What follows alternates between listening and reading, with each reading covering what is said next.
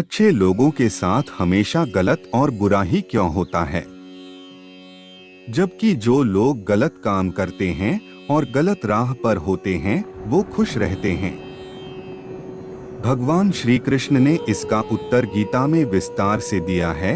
आपने यह देखा ही होगा कि जो लोग अच्छे काम करते हैं वे दुखी और परेशान रहते हैं, वहीं जो गलत और बुरे काम करते हैं वो खुशी से रहते हैं। अच्छे काम करने वाले दुखी और परेशान इस कारण से रहते हैं कि भगवान उनकी इतनी परीक्षा क्यों ले रहे हैं, जबकि जो बुरी संगत और अधर्म की रास्ते पर चल रहे हैं वो खुश हैं और जीवन का आनंद ले रहे हैं। अगर आप भी यही सवाल सोचते हैं तो आज हम आपको इसका उत्तर देंगे। ये वही उत्तर है जो श्री कृष्ण ने अर्जुन को दिया था और श्रीमद् भगवद गीता में भी लिखा है, और आज भी इस कलयुग और घोर पाप के भी समय भी एकदम जीवंत है।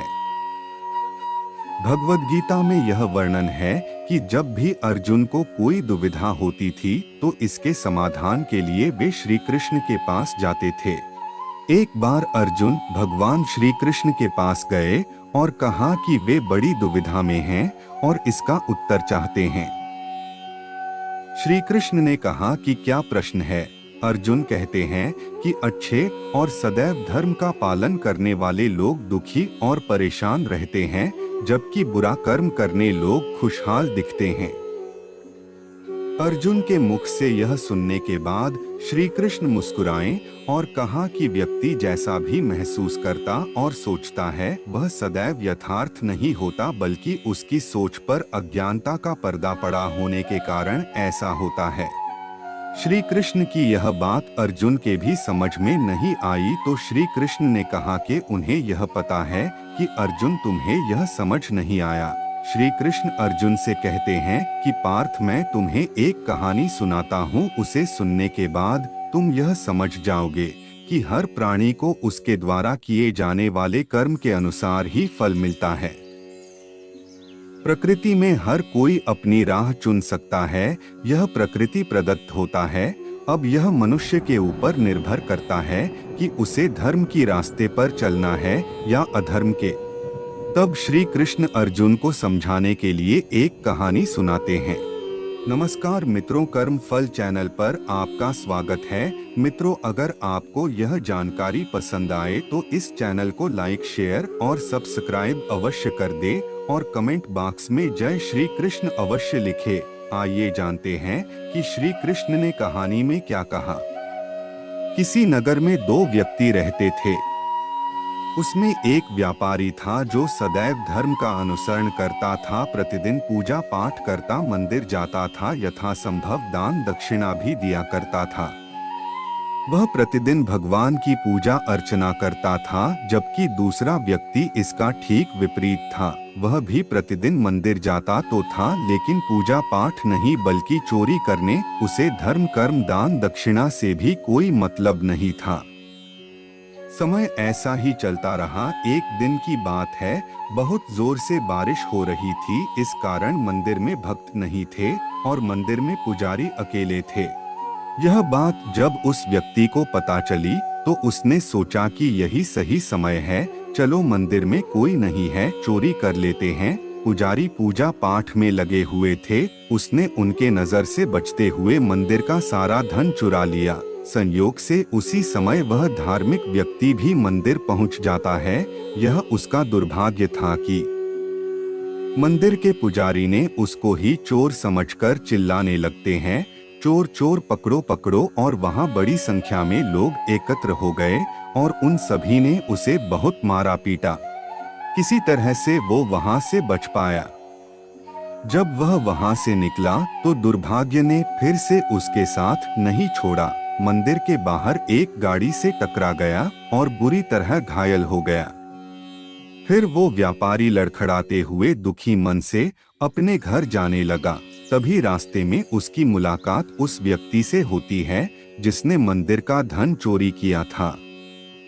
उसको देखकर वह कहने लगता है कि आज तो मेरी किस्मत का दरवाजा ही खुल गया। आज तो मुझे बहुत सारा सोना चांदी और हीरे जवाहरात मिले हैं।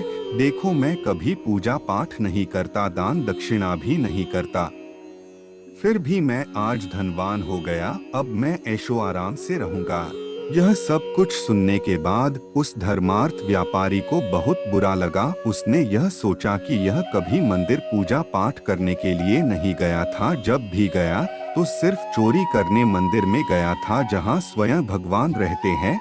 वहां चोरी किया और वहां से भाग निकला और इसे एक खरोंच तक नहीं आई। और एक मैं हूँ कि हर रोज भगवान का चिंतन मनन करता है और कभी कोई अधार्मिक कार्य नहीं करता, सदैव भगवान के दिखाए रास्ते पर चलता हूँ। और आज जब मेरे साथ बुरा हो रहा था तो भगवान ने भी मेरी मदद नहीं की और न मुझे बचाया। उस दिन के बाद उसने मंदिर जाना, पूजा पाठ, दान दक्षिणा सब बंद कर दी और अपने घर में भगवान के सभी चिन्हों को घर के बाहर निकाल दिया। सब कुछ ऐसे ही चलता रहा और कुछ समय के बाद दोनों की मृत्यु हो जाती है। मरने के बाद दोनों यमराज की दरबार में मिलते हैं। व्यापारी उसे देखते ही गुस्से से कहने लगता है कि मैं हमेशा भगवान में आस्था रखता था, पूजा पाठ करता था, मंदिर में भगवान के सेवा करता, यथा सामर्थ्य दान भी दिया करता था, और बदले में मुझे भगवान ने अपमान, दर्द और निराशा ही दिया है। और यह व्यक्ति जो सदैव गलत काम करता, चोरी करता, धोखा देता, इसे बदले में भगवान ने धन दिया। यह सब सुनकर यमराज ने कहा कि पुत्र, तुम यथार्थ से अनभिज्ञ हो। मैं तुम्हें बताता हूँ कि जिस दिन तुम गाड़ी से टकराए थे वही तुम्हारे जीवन का अंतिम दिन था, लेकिन तुम्हारे सत्कर्मों के कारण भगवान ने तुम्हें जीवन का दान दिया और तुम्हारी मृत्यु एक चोट में बदल गई। अब मैं तुम्हें इस दूसरे व्यक्ति के बारे में बतलाता हूँ कि यह पूर्व जन्म में एक सदाचारी और भगवान की सेवा करने वाला धर्मात्मा व्यक्ति था। इस जन्म में इसी कारण से इसे एक खजाना मिलने वाला था, लेकिन इसके बुरे कर्मों की वजह से इसे खजाना की जगह थोड़ा सा धन ही मिला। यह सब इसके इस जन्म के गलत कार्यों एवं कुकृत्यों के कारण हुआ। यह कहानी कहने के बाद श्री कृष्ण कहते हैं कि पार्थ, अब तुम्हें तुम्हारे प्रश्नों के उत्तर मिल गए होंगे। अब तुम जान गए होगे। यह कभी मत सोचना कि भगवान तुम्हारे कुकृत्यों या सत्कर्मों को नजरअंदाज कर रहे हैं। वह सभी को एक समान नजर से देखते हैं। सभी प्राणी सदैव उनकी नजर में रहते हैं। हम सभी को सदैव अच्छे कर्म करते रहना चाहिए। हमें कभी भी धर्म का साथ नहीं छोड़ना चाहिए। भगवान का साथ हमेशा हमारे साथ बना रहता है। गीता में भी श्री कृष्ण ने बताया है कि कर्म कभी भी व्यर्थ नहीं जाता है, चाहे वह सत्कर्म हो या कुकर्म। इसलिए मनुष्य को सदैव धर्म के मार्ग का साथ नहीं छोड़ना चाहिए और सत्कर्म करते रहना चाहिए, क्योंकि सत्कर्म करने के कारण मनुष्य पर भगवान की कृपा बनी रहती है।